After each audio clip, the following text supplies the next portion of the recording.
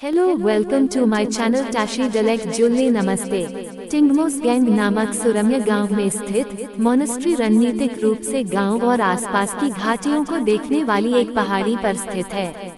टिंगमोसगैंग monastery की वास्तुकला पारंपरिक तिब्बती और लद्दाखी शैलियों को दर्शाती है। मोनेस्ट्री परिसर में प्रार्थना कक्ष, भिक्षुओं के लिए आवासीय क्वार्टर और एक केंद्रीय प्रांगण शामिल हैं। संरचनाओं को रंगीन भित्ति चित्रों और जटिल लकड़ी के काम से सजाया गया है। मोनेस्ट्री में पूरे साल विभिन्न बौद्ध अनुष्ठान और त्योहार मनाए जाते हैं। इनमें प्रार्थना समारोह, पारंपरिक नृत्य और महत्वपूर्ण बौद्ध अवसरों के उत्सव शामिल हैं। त्योहारों के दौरान भिक्षु बौद्ध धर्मग्रंथों की कहानियों को दर्शाते हुए चाम नामक मुखौटा नृत्य करते हैं। सदियों से यह आध्यात्मिक शरण, सांस्कृतिक संरक्षण और सामुदायिक समारोहों का स्थान रहा है। टिंगमोसगैंग मोनेस्ट्री लद्दाख आने वाले पर्यटकों के लिए एक सांस्कृतिक और धार्मिक आकर्षण बन गया है। इसका ऐतिहासिक महत्व, स्थापत्य सौंदर्य और शांत वातावरण इसे बौद्ध कला और आध्यात्मिकता में रुचि रखने वालों के लिए एक आकर्षक गंतव्य बनाता है।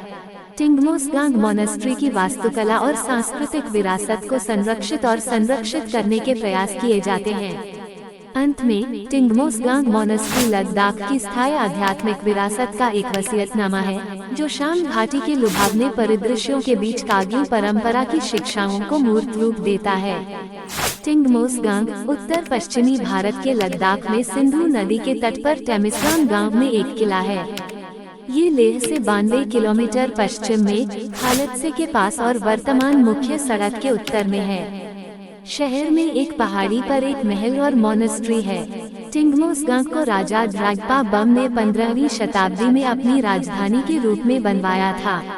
उनके पोते भगन के माध्यम से ही लद्दाख के दूसरे राजवंश नामग्याल विजयी की शुरुआत हुई, जो 1841 में डोगरा के कब्जे तक राजनीतिक रूप से कायम रहा और जिसका वंश आज भी स्टॉक पैलेस में जीवित है।